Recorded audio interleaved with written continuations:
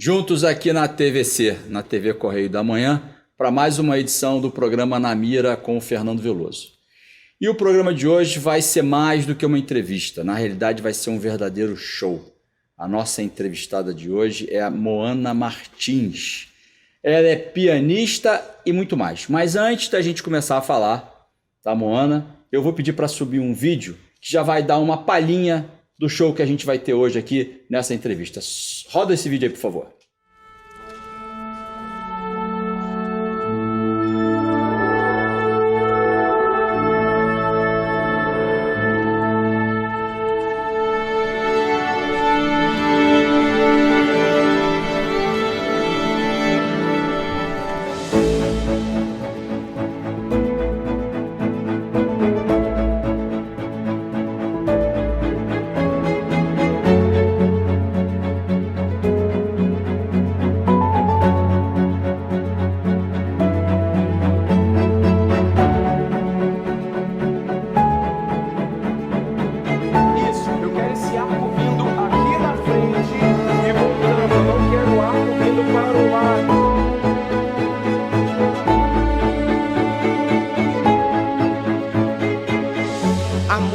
É um caminho que muda nossas vidas para podermos crescer e transformar essa cidade. Oportunidades que estamos vivendo nesta noite, aqui no Teatro Municipal do Rio de Janeiro. Então, boa noite e tenham um bom show. É isso aí, gostaram? Então, a Moana, seja bem-vinda, Moana. A gente viu aí o Emanuel Marinho. Vamos falar... Antes da gente começar a falar de tudo que a gente tem que falar, fala um pouquinho pra gente do Emanuel. Fernando, uma alegria estar aqui com você, com a sua audiência, né, na sua presença, que uma pessoa que temos muita admiração. E falar do Emanuel é suscitar, evocar memórias assim, muito positivas do trabalho de uma instituição e de uma bandeira, uma missão, que é a educação e a música, esse caminho maravilhoso, que principalmente objetiva oferecer, né, aos meninos esse espaço de oportunidade e apresentar o protagonismo dessa juventude. E Emanuel é um vencedor, é um protagonista, é um líder e um exemplo para todos nós. É isso aí, a gente vai falar do Emanuel e de tantos outros que você vai acompanhar aqui já já. Mas antes eu vou dar o currículo aqui da nossa entrevistada, né? Essa baiana linda de Salvador, que prestigia a gente aqui, ela, como eu já disse, é pianista, ela é bacharel em piano pelo Conservatório Brasileiro de Música, ela é especialista em gerenciamento de projetos pela Fundação Getúlio Vargas, é mestre em etnomusicologia pela UFRJ com o tema de pesquisa a música e o espaço-tempo para a formação humana. Eu vou pedir para você explicar direitinho para a gente o que representa isso, essa relação música, espaço-tempo e a relação humana. Porque todo mundo fala, né, a música faz isso, a música faz aquilo, e eu estou começando a achar já que ela faz muito mais, e a gente vai perceber isso contigo. Ela é idealizadora de vários outros projetos junto ao Instituto Brasileiro de Música e Educação, e a gente vai falar sobre isso aqui, dentre eles o Sinta o Som, o Geração de Sons, Festival Internacional de Música e tantos outros. Ela está à frente do Instituto já há bastante tempo, né? E já consolidou várias parcerias, dentre elas aí com o Santander, com a Braskem, com a Secretaria Municipal, com a Secretaria Estadual de Educação e Cultura e Economia Criativa do Rio de Janeiro e as secretarias municipais de educação, em especial de Areal e de Tanguá, lá com os prefeitos Gutinho e Rodrigo. A gente vai falar já sobre isso. Mas começa a contar para a gente essa história do programa Geração de Sons. Como é que é isso? Dá uma palhinha, porque agora a gente chegou aqui, entrou voando baixo, as pessoas estão assim, o que essa pianista vai falar aí no programa Na Mira com o Fernando Veloso, né? Essa pianista linda, essa pessoa linda, estou usando muito essa terminologia porque é algo que ela usa muito. Conta para a gente, explica o que é o programa Geração de Sons.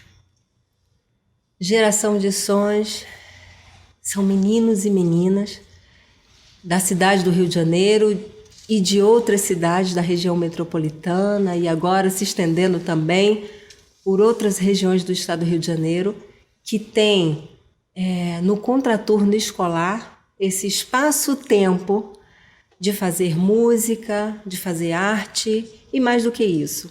Esses meninos não vêm sozinhos, eles trazem também as suas famílias, as suas comunidades, as suas memórias, os seus anseios e trazem aquilo que todo humano tem, né? Que são as múltiplas capacidades, que precisam mesmo apenas de um espaço de oportunidade para desenvolver. Então, Geração de Sons tem muitos significados e os meninos vão se identificando nesse lugar. Eles não são reprodutores de conteúdo, mas nesse espaço-tempo, eles trazem a sua cultura, a sua arte, a sua identidade. E a gente inicia lá, nesse lugar, o menino desejando tocar o instrumento que ele quiser, né? E a gente também buscando dar conta da diversidade da cultura musical, da diversidade da cultura brasileira, e também fomentando espaços para apresentação, porque todo humano, né, assim como nós também, precisamos desse lugar de reconhecimento, daquilo que a gente é, daquilo que a gente faz. Então, eu acho que é uma síntese do Geração de Sons. Mas não para por aí, porque o que está por trás de tudo isso não é só a música, não é só esse espaço educacional, mas ele é ampliado. Desejamos muito que essas crianças e jovens possam, nesse espaço-tempo, mais uma vez, desenvolver habilidades e competências para a formação humana, para a formação cidadã. Nesse lugar, quando a gente está junto, a gente está desenvolvendo capacidade criativa, de comunicação, de respeito, de alteridade, de empatia, entre outros atributos tão importantes para essa nossa vivência em sociedade. Então, é uma grande escola para nós também, de se ver, de fazer junto, fazer com e fazer para. Eu não sei se eu consegui explicar muito bem, mas é mesmo isso, essa grande simbiose de fazeres, mas que há espaço sempre para o outro, para aquilo que ele deseja colocar. Quando você fala desses jovens, você está falando de crianças e adolescentes da rede pública de ensino, por isso que a gente falou aqui da Secretaria Estadual e das Secretarias Municipais de Educação. E eu queria que você explicasse um pouco como é que funciona isso, ou seja, essas crianças, maioria crianças e jovens, a maioria deles não tem condição de adquirir os instrumentos, a gente vai falar um pouco mais sobre isso, né? Como é que funciona essa aproximação entre o programa Gerando Sons, né? A gente falou aqui dos teus apoiadores, né? De pessoas que você conseguiu captar e direcionar recursos para que esse projeto aconteça. Como é que acontece essa aproximação entre a escola, como é que isso é oferecido para os alunos, porque você oferece a música, né? E a gente fala até de orquestra, vamos falar de algumas orquestras sinfônicas aqui.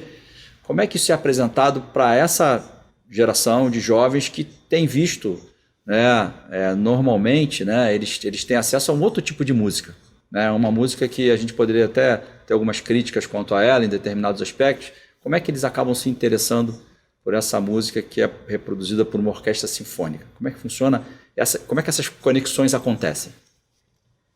Que bom falar sobre isso. O Instituto Brasileiro de Música e Educação, essa instituição que é a grande mantenedora dos projetos, nasceu com uma missão de aproximar meninos, famílias, comunidades, aqueles meninos e famílias e comunidades que têm pouca ou quase nenhuma oportunidade de desenvolver essas habilidades e competências, e também com a missão de aproximar a música, mas não só esse lugar de audiência, mas esse lugar da prática, de pegar um instrumento e tocar, né? Não só espectador. Claro que é muito importante esse lugar também da apreciação, isso faz parte, mas como você disse agora, esse lugar é restrito, esse lugar, né, de apreciar, da audiência, a gente tem às vezes canais restritos. Então, o Instituto objetiva democratizar, levar para perto.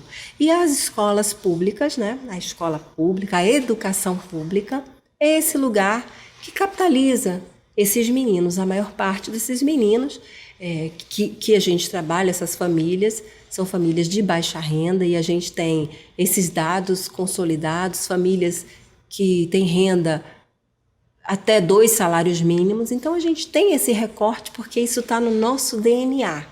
E não fazendo preconceito, ao contrário, as pessoas que têm recurso, que têm oportunidade, porque já é dada a elas, é uma condição, né, de papai e mamãe, da família. Mas então o Instituto nasceu com esse objetivo de chegar perto, de aproximar e trazer essa música, e mais do que só apreciação, mas a vivência cotidiana do fazer musical. Então, por isso esse recorte da educação pública. E a escola, a educação é a janela de oportunidades, né? Quando o menino está lá, é esse lugar que a gente vê o mundo e precisa ver de maneira mais ampla. Então, a gente trabalha na perspectiva da escola, porque essa escola tem uma capilaridade, ela está em todo lugar, então é como a gente alcança... A escola é quase uma extensão da família, porque as crianças passam mais tempo lá até do que em casa, né? Se elas estudarem em período integral. Mas eu queria te perguntar uma coisa, assim, a gente que acompanha a gente, o nosso programa, Moana, ele vai passar na TVC, né? Na área de Friburgo, Teresópolis, Petrópolis, Paraíba do Sul e Três Rios. E aí a nossa audiência está lá e está vendo, eu tenho um filho na escola pública, né? E o meu filho é jovem, e eu gostaria muito que ele tivesse uma oportunidade para ter contato com a música e tudo mais que você está dizendo, ou seja, muito mais só do que apresentar a música a esse jovem, apresentar uma oportunidade para ele se conectar a uma série de outras questões através da educação musical. Esses pais podem procurar a direção da escola pode procurar a prefeitura local. A gente falou de 2 prefeituras aqui, não foi por acaso, né, Tanguá e Areal, porque elas já estão com projetos em andamento, ou seja, esses prefeitos sensíveis a esse tipo de iniciativa já estão construindo, né, o programa. Você teve em Areal, vai voltar lá. A gente encontrou com o Gutinho aqui, com o prefeito de Areal, que estava gravando uma outra entrevista aqui também, coincidentemente.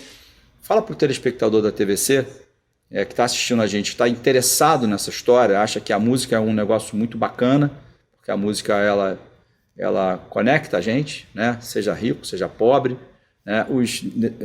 Naturalmente, aquelas pessoas que têm menos condição vão ter uma dificuldade muito maior, né, para ter esse acesso, e você proporciona isso através desse movimento que é feito, você e tantas outras pessoas, né? O que essas pessoas podem fazer se elas se veem atraídas por isso? Quem que elas procuram? Como é que elas se manifestam? Qual é o start que elas têm que dar para, de repente, ver isso chegar na escola onde o filho dela está estudando? O Instituto nasceu há 10 anos no Morro da Providência. Eu gosto de falar desse lugar porque é a nossa identidade. A gente nasceu na primeira favela do Brasil e hoje eu tenho muito orgulho de ter como colegas de trabalho meus primeiros alunos. Isso significa que eu estou ficando coroa, mas isso é bom também. E a gente queria fazer isso no morro ali, esse era o nosso universo, mas aí a gente, em parceria com professores, foi desenvolvendo uma tecnologia educacional. E não tem como não partilhar, né? E começamos a partilhar daqui, dali, o Instituto foi ampliando suas atividades. E toda vez que a gente encontrava um parceiro da iniciativa privada, que você já falou alguns parceiros que a gente tem, E a gente falou o nome desses parceiros porque os empresários que assistem a gente e de alguma maneira se sensibilizam com essa iniciativa, que fiquem à vontade para procurar o Instituto Brasileiro de Música e Educação. A gente vou colocar o link das redes sociais deles, porque isso acontece também, vamos dar crédito a quem precisa do crédito, né? Isso acontece porque empresários, né, se dedicam a investir, né, se dedicam a patrocinar esse tipo de iniciativa e aí dão chance para essas pessoas, mas eu te interrompi. Exatamente, mas muito bom que você endossa sobre isso, porque é isso, nós precisamos de mãos, de braços, de pessoas atentas, de que nós não estamos numa ilha, estamos todos juntos, né? Juntos e conectados por esse desenvolvimento social que passa pelo desenvolvimento humano, e a educação ela é base para tudo. Então, o Instituto vai reproduzindo a sua tecnologia nos territórios e a gente tem feito isso em parceria com as secretarias de educação. A Secretaria Municipal de Educação em Tanguá, lá um município pequeno, nós estamos caminhando para 4.000 crianças e jovens. E é importante falar sobre a idade, a gente começa a partir da educação infantil. Os meninos já com acesso ao instrumento, então, desde a educação infantil até o 9º ano. Tanguá, estamos caminhando para a formação da primeira orquestra sinfônica juvenil da cidade. Tanguá vai ter uma orquestra sinfônica juvenil. Poderosa. Poderosa. Uma orquestra sinfônica juvenil poderosa. Da mesma forma, Areal, e falo o nome dessa cidade de maneira, né, bradando alto, porque as coisas, as políticas, né, educacionais, de cultura, de desenvolvimento econômico, de desenvolvimento do turismo, estão todas conectadas. Areal também, daqui a 2, 3 meses, terá o lançamento da sua orquestra sinfônica juvenil, com os meninos tocando aí nas programações da capital, da cidade da uva, que hoje é Areal, né? Então, é esse trabalho que começa de base, mas ele está mirando, né? A gente está no programa Na Mira, a gente está mirando esse jovem, né, na sua perspectiva de futuro, de visão ampliada. Nós temos aqui dados do Instituto. O ano passado nós tivemos 57 meninos egressos do nosso programa aprovados nas universidades públicas e também nos concursos de bandas militares, enfim. Então, essa formação de base, essa visão de mundo que a gente busca forjar, construir, incentivar nos nossos meninos e meninas. Você falou uma palavra que me remeteu a um outro assunto. Você falou egressos, né? A gente tem essa palavra para estigmatizar outro público, que são aqueles egressos do sistema penitenciário. E eu estou fazendo esse parênteses aqui porque a gente aqui no programa, Moana, a gente fala muito sobre segurança, sobre direito, né? Já entrevistei especialistas na área de defesa, inclusive, e a gente debate muitos assuntos que têm referência à segurança das pessoas. E aí quem está assistindo a gente agora deve estar falando assim, olha, o programa hoje está light, não está buscando falar sobre segurança, mas a gente está falando sobre segurança também de uma forma indireta. Quando você usou essa palavra, egresso, me remeteu a esse comentário, né? Porque a gente tem hoje no Rio de Janeiro, eu fui durante 7 meses secretário de sistema penitenciário, né? Então tem alguns dados que ainda estão muito frescos na minha memória. A gente tem hoje mais de 40 mil pessoas que estão encarceradas. Mais de 40 mil pessoas que estão segregadas da vida em comum, né, com a sociedade. Cometeram erros, tem que pagar pelos seus erros lá. Quando o Instituto Brasileiro de Música e Educação promove iniciativas como essa, alguns podem pensar assim, estão ensinando música para esses garotos. Não, é muito mais do que isso, né? Eu dei uma olhada, parece que vocês já conseguiram atingir mais de 20 mil alunos, né? Então, a gente nunca vai conseguir contabilizar, né, quantos deixaram de ser egressos de um outro sistema, do sistema penitenciário, por conta de iniciativas como essa. Mas vamos puxar lá para o Morro da Providência? Você falou que a primeira iniciativa tem um programa, inclusive, que é o Som Mais Eu. Som Mais Eu. E que bom que você está falando sobre isso, porque, inclusive, podemos tocar sobre a etnografia que eu tive a oportunidade de fazer. E achei que fosse escrever uma dissertação de mestrado, mas eu tive 240 horas ouvindo histórias, memórias de meninos contando sobre os seus pertencimentos, as suas visões de mundo e assim aquilo que eles projetam para a vida, né? Meninos, inclusive, de coisas como eles pensavam e como eles agora pensam, né? Todos da Providência? Nem todos da Providência, mas muitos ali. Uhum. O projeto nasce ali nesse núcleo. Sim. E, inclusive, 2011, não é isso? 2011. Inclusive, já depois, tem 10 anos. 10 anos. Depois vamos voltar sobre como as pessoas podem apoiar. Porque nós estamos precisando, e as crianças, os jovens, estão clamando por esse espaço de oportunidade. Eu posso trazer, é um nome fictício que eu preciso dar para preservar a identidade desse meu aluno, mas lá do Morro da Providência eu vou chamá-lo de Robert. O nome dele é outro, mas eu vou chamá-lo de Robert e hoje ele está na universidade. Uhum.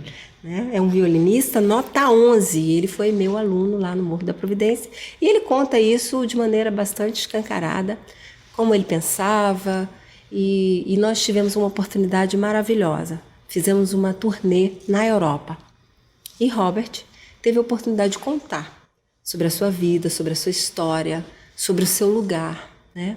E como essa viagem, como, sabe, contar, né, desse espaço de reconhecimento, dessa oportunidade, assim, trouxe a esse jovem, sabe, uma outra condição. É isso que os meninos querem. Isso está na minha etnografia, com um nome diferente, e ele diz, eu nunca quis ser meliante. Criminoso.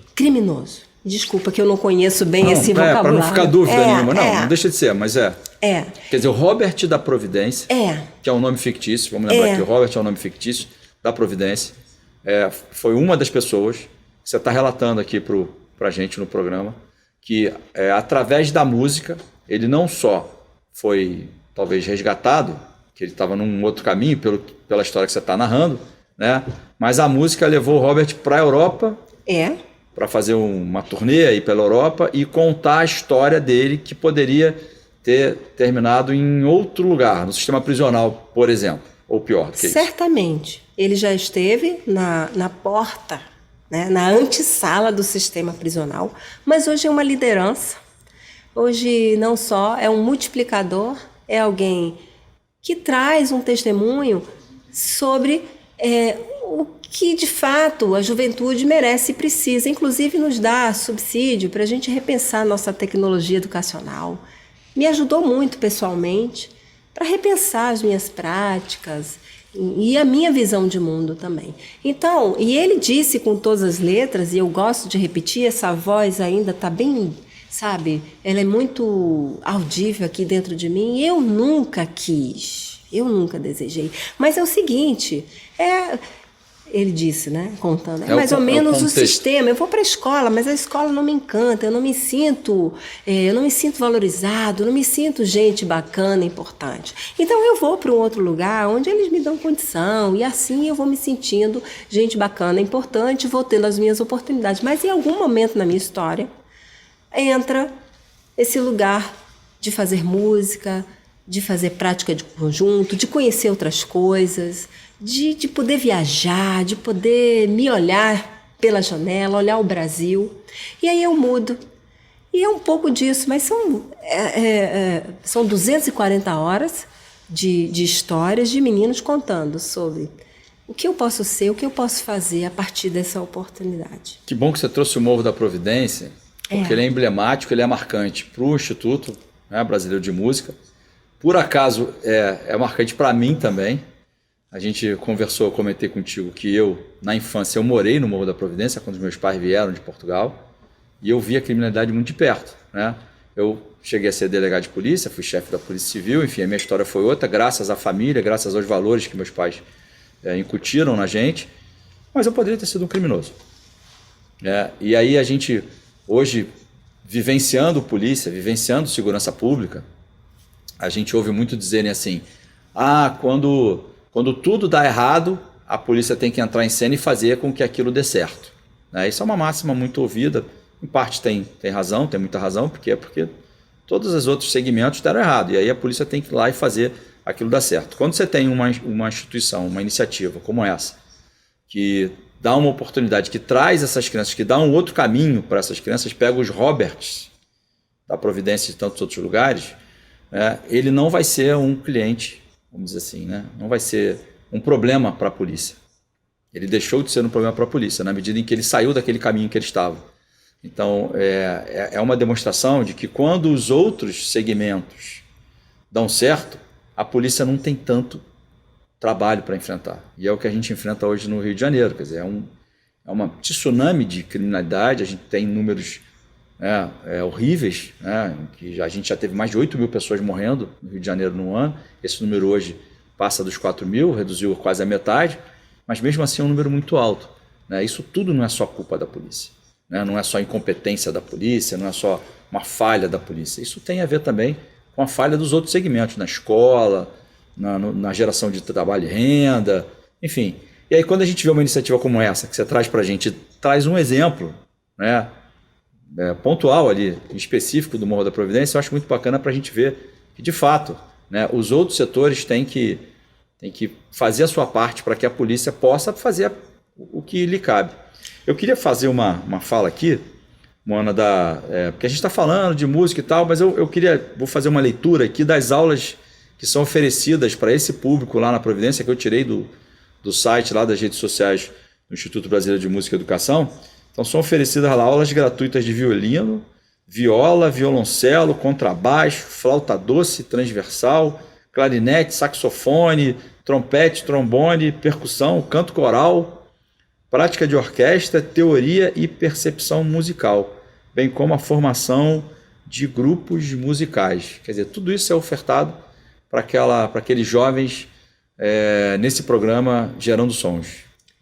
Exatamente. A gente está falando de instrumentos musicais, mas a gente está falando de alguma coisa que me arrepia só de falar, que é a experiência do sentir, do ouvir, né? A gente está falando dessa experiência estética que a todos tocam, esse poder, né, que toca, e isso muda a mente. Isso muda a mente. É disso que os meninos estão falando. Quando essa música me toca, diante dessa experiência, quando se entra nesse lugar, não há espaço para outro tipo de coisa, não há espaço, é uma metanoia, é uma verdadeira metanoia.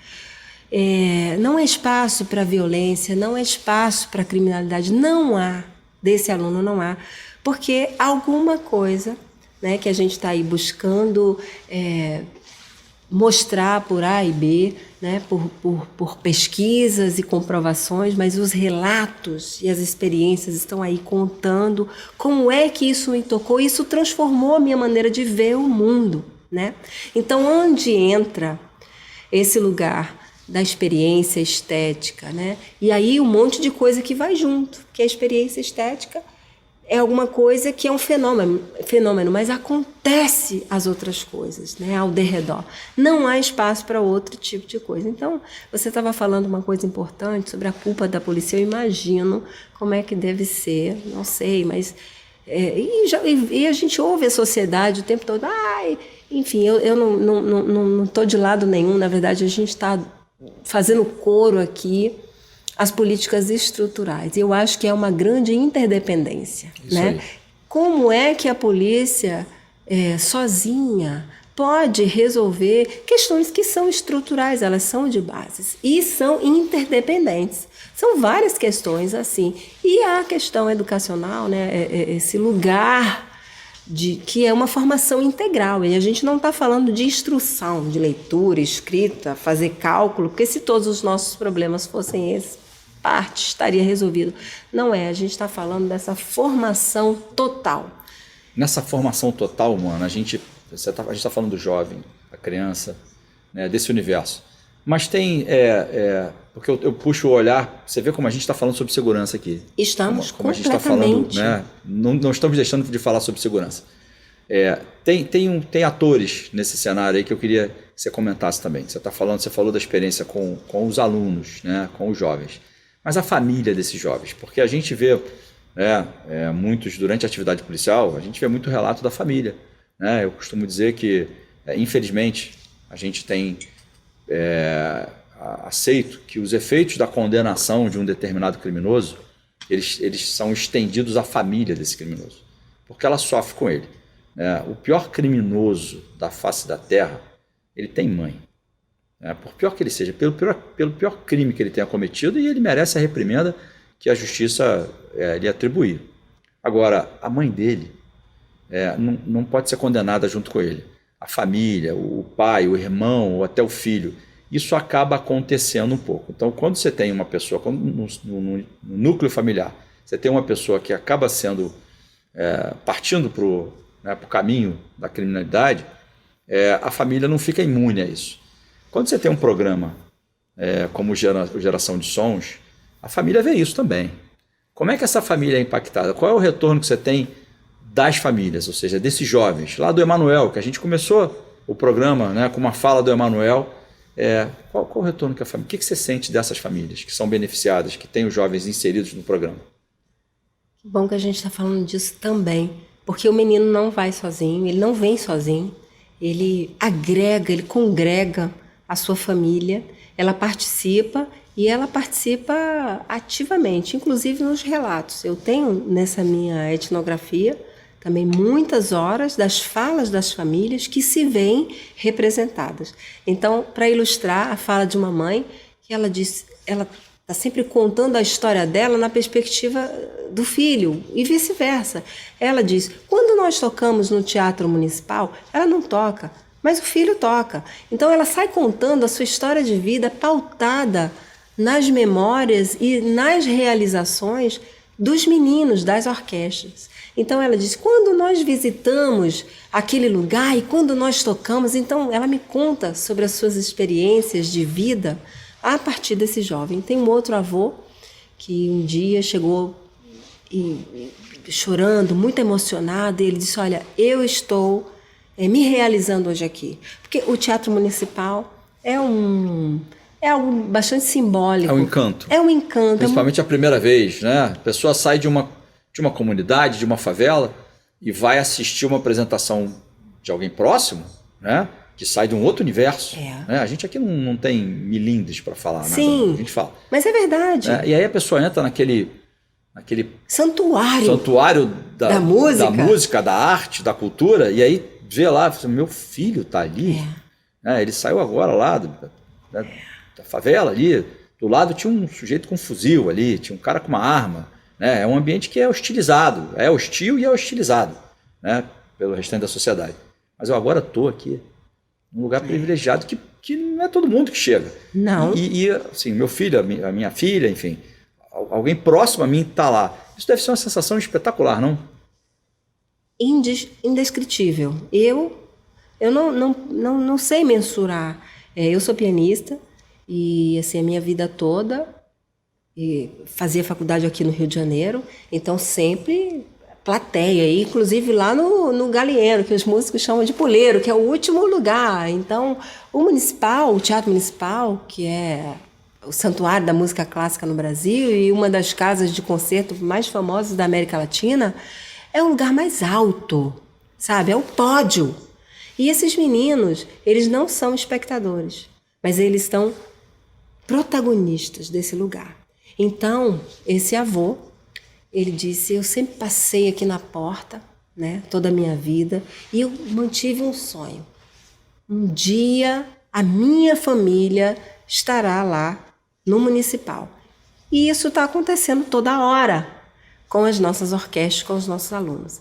Então, só para a gente reiterar sobre isso, essa formação educacional, ela não abrange apenas a criança. E não só isso, o menino estuda em casa, tem outras vivências, outras músicas, começa a ter um outro tipo de pesquisa musical, de interesse musical, que permeia outras culturas, outros modelos, exatamente. E a família participa, vai junto, não tem jeito, tá lá nesse momento desafiador que a gente viveu, os meninos, a gente fez aula pela internet todo o tempo, então os meninos estavam lá gravando na cozinha, durante a pandemia, na cozinha, na sala, o tempo todo, então a família participa junto, e eu acho que isso é uma ação que a família é a comunidade, e a comunidade vai constituindo uma cidade. Você falou de uma coisa muito importante,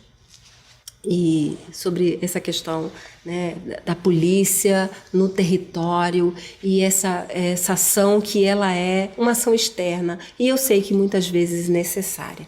Não tem jeito porque tem que apaziguar a situação, tem que resolver, alguém precisa resolver. E esse é o lugar da polícia e a gente sabe bem. Mas a transformação, ela começa por princípio, por valor. E o valor transforma o comportamento. E o comportamento transforma o ambiente. Quem me disse isso? Eu não tirei isso de livro nenhum. Quem me disse isso foram os meus alunos. Eles me disseram isso. Isso está acontecendo comigo, professora, porque esse princípio, esse valor aqui está transformando o meu comportamento. E isso está transformando o comportamento da minha família. E aí, sabe o que acontece? Transforma o ambiente. Não tem jeito, é um caminho sem volta. Então, acho que é um pouco por aí, sobre as políticas públicas efetivas. Elas precisam começar no interior das pessoas, porque aí é uma ação perene. Transformando as pessoas. Vamos fazer A gente fez aqui um pouco ao contrário. Eu não comecei te perguntando como é que você chegou, né, a música, como é que a música te capturou aí. Mas já que você falou, eu acho que agora é um momento bom para a gente trazer isso. Como é que a Moana foi seduzida pela música? Porque a gente pode ficar achando assim, pianista de sangue azul, né? Foi o termo que você usou para mim outro dia. A Moana é pianista de sangue azul? Conta essa história pra gente. Eita. Então, eu sempre, para contar essa história, eu faço um exercício, eu faço uma respiração, porque é uma memória forte. Mas eu sou filha do contraturno escolar, eu sou filha de uma professora, ela se chama Elza, eu falo o nome dela onde quer que eu vá, porque na nossa história sempre tem alguém que nos ajuda a olhar. E na minha vida foi isso que aconteceu. Essa professora me ajudou a olhar, a ver. Eu estava na antiga 7ª série, que isso já faz um tempinho. Deixa pra lá, isso. A gente não vai fazer conta aqui. Não vamos mesmo. Então, essa professora me trouxe para o lado dela. Ela me colocou no seu piano. Você não tinha ninguém na tua família de música que te influenciasse? Nada disso? Não, essa não era uma perspectiva da minha família, da minha vida. A gente vem de uma história de muitos insucessos, né? Uma família como a representação de muitas outras, das dificuldades estruturais, daquelas coisas que a nossa audiência sabe bem, o que é vida dura, de muitos problemas, inclusive, também relacionados a vícios e problemas socioeconômicos de ordem assim, muito profunda. Eu sou desse núcleo familiar, e aí estávamos eu e a minha irmã lá, desavisadas, na 7ª série. Foi quando a professora Elza, que me transformou na sua... Eu fui discípula dela, porque não era uma professora de piano, mas ela me ajudou a entender o meu lugar no mundo. E a professora ela me inspirou, e desde desse encontro com ela, eu decidi naquele momento que eu seria uma professora, por causa daquele encontro.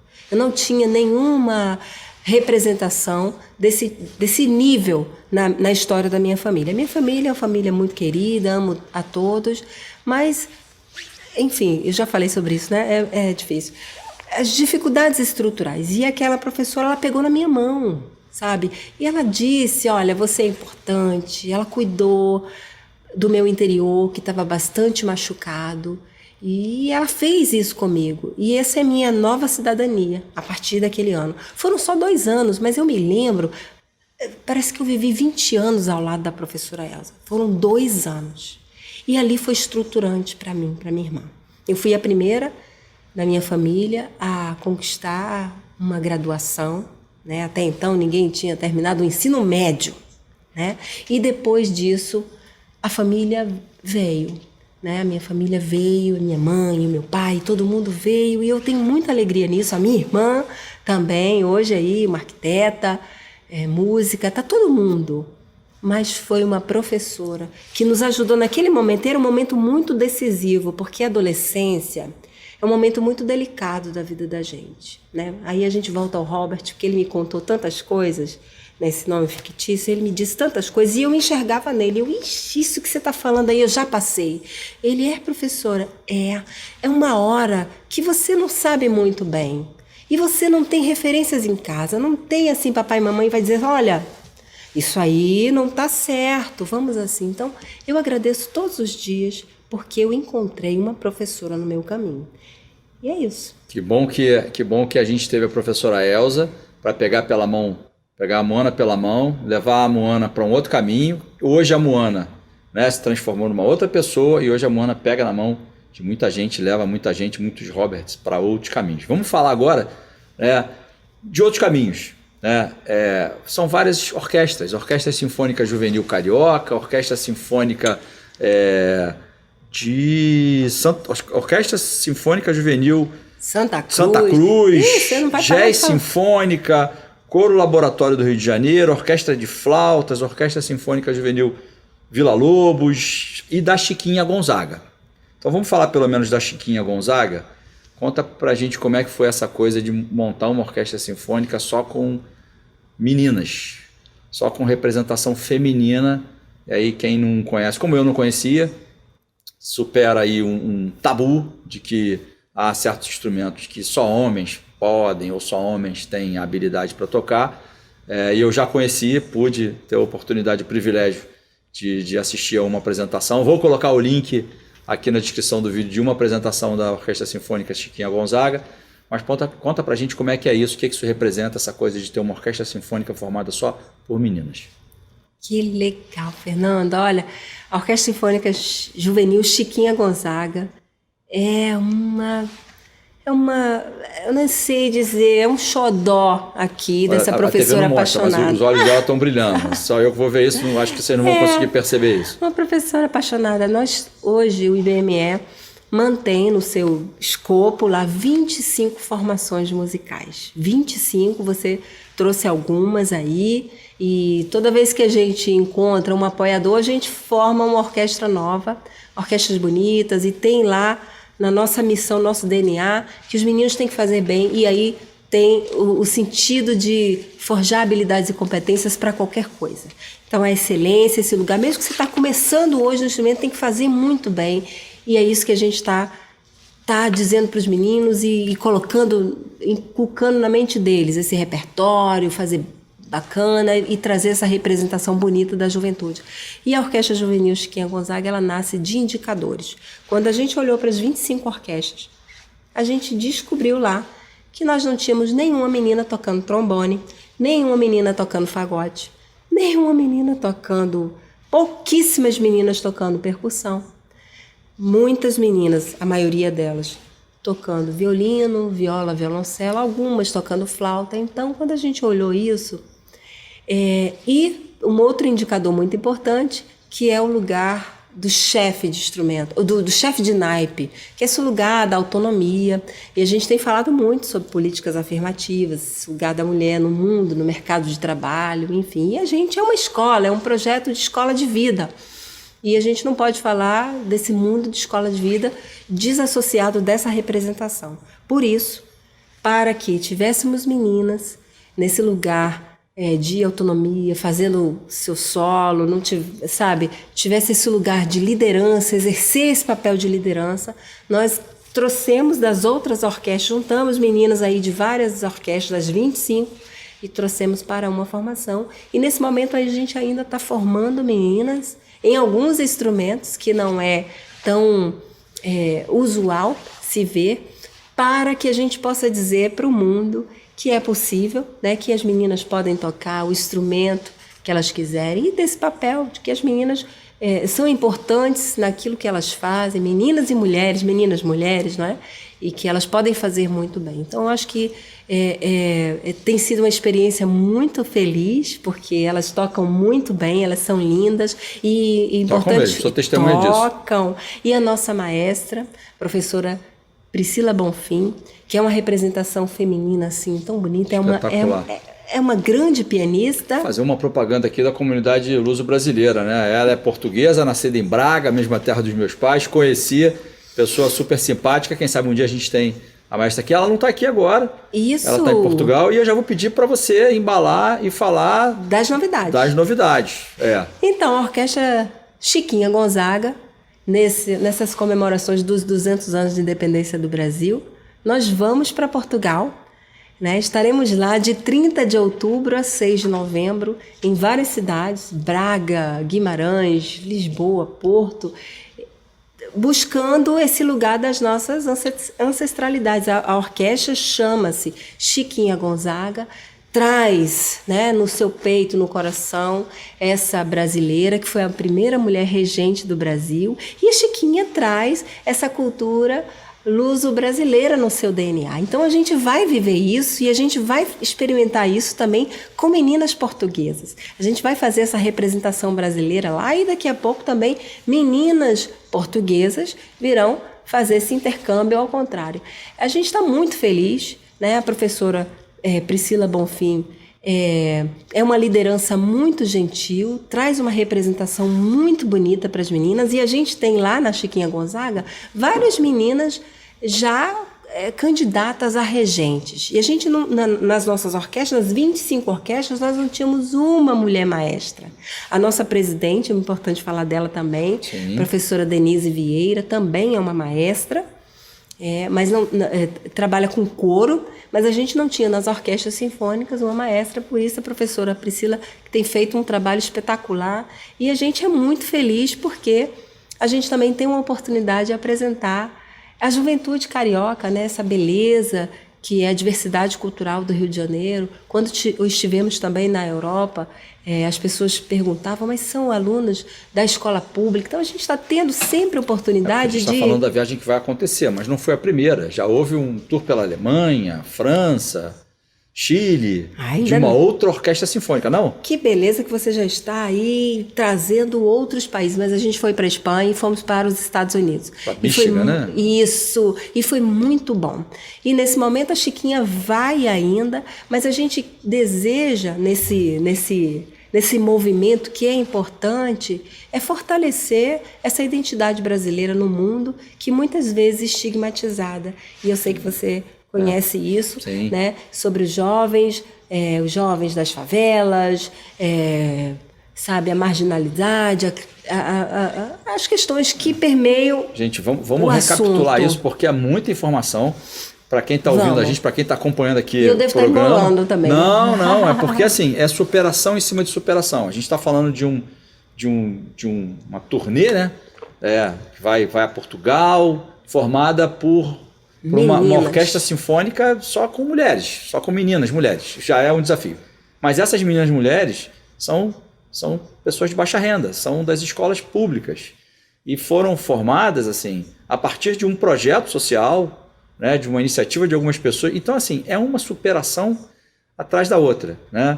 Então, a gente tem que destacar isso, tem que relevar a importância disso. A gente estava falando aqui de questão de criminalidade, né, de oportunidade social. A gente já está falando aqui de representatividade dos valores brasileiros lá fora.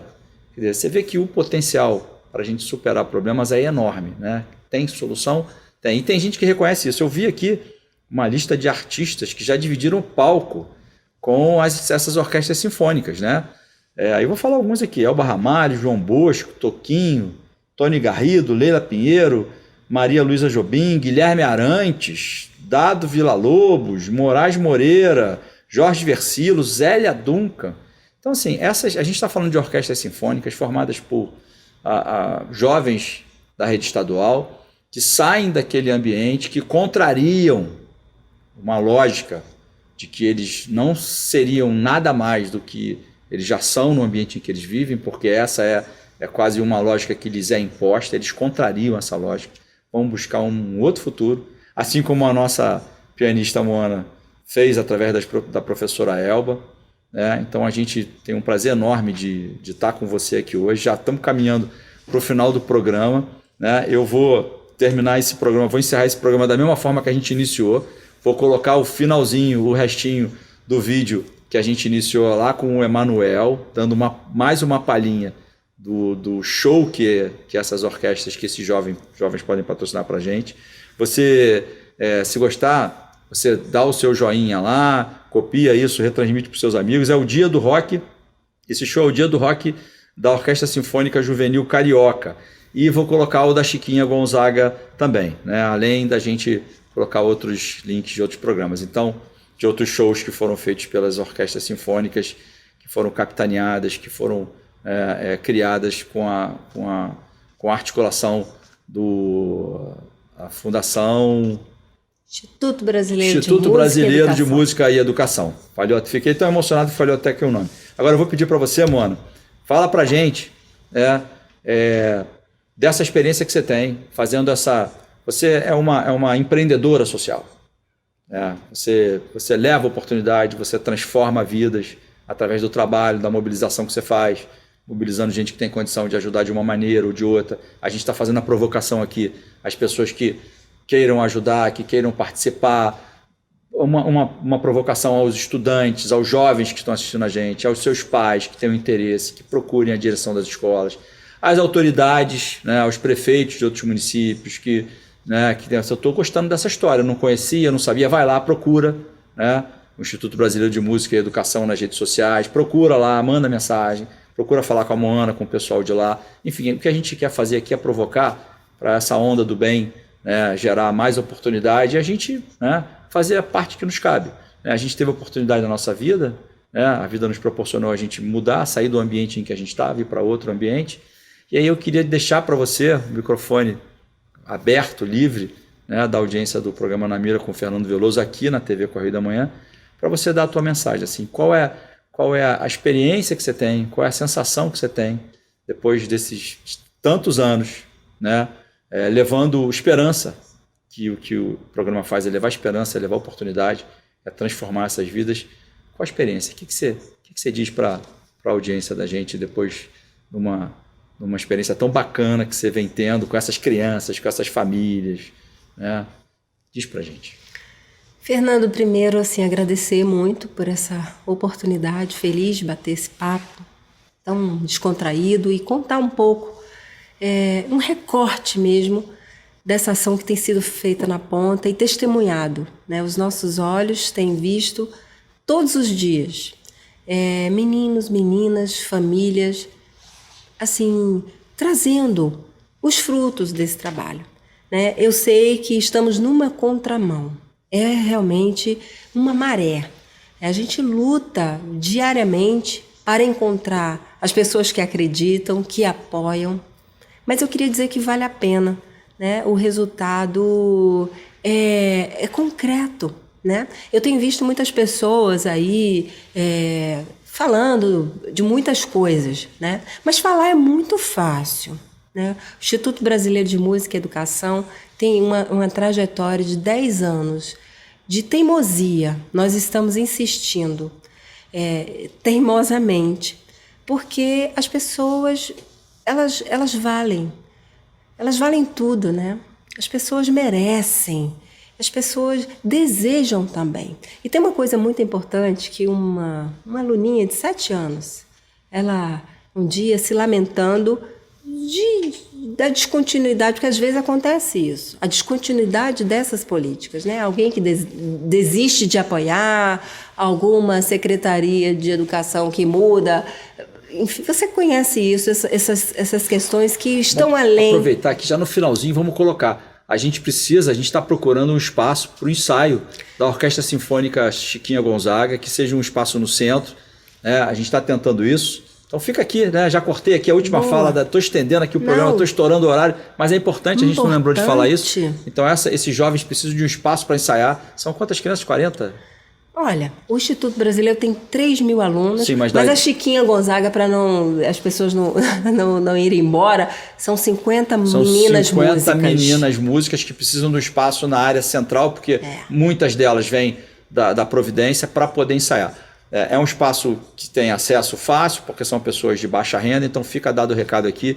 Eu vou ter que cortar gente. Corta, não faz mal, mas a gente precisa de gente que tenha sensibilidade, visão, para que a gente continue teimosamente insistindo que as vidas valem a pena. E os resultados são concretos. Quem está dizendo não sou eu, são os próprios fazedores, participantes e as suas famílias. Então, acho que a gente resume dessa forma. Isso aí, a gente está junto nessa teimosia, assim, uma teimosia do bem. Super obrigado pela sua presença aqui. A gente fica muito feliz de poder trazer um tema bacana como esse, que é um tema que fala do presente, mas fala do futuro também. Então, eu tenho que agradecer. Obrigado pela sua audiência. Continue acompanhando a gente aqui na TVC e fazer um brinde aqui ao Instituto Brasileiro de Música e Educação. Que maravilha. Obrigado, querida. Obrigada, querido Fernando. Isso aí, gente. Até a próxima.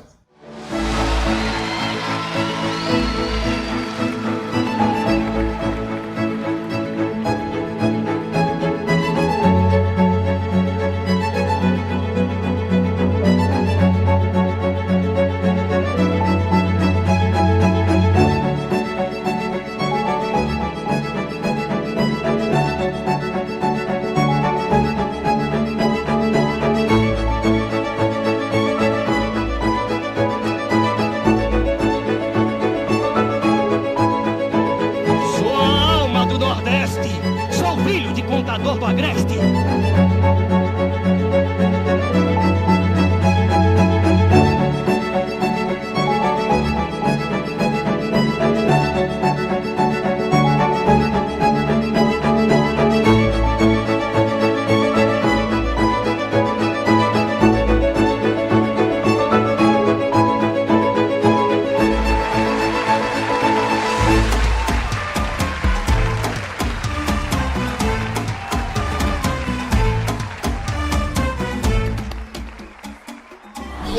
vejo tocando em outros países, tocando para outras pessoas. Então, o meu futuro, eu não vejo eu sem ela, porque a música faz parte de mim, sabe?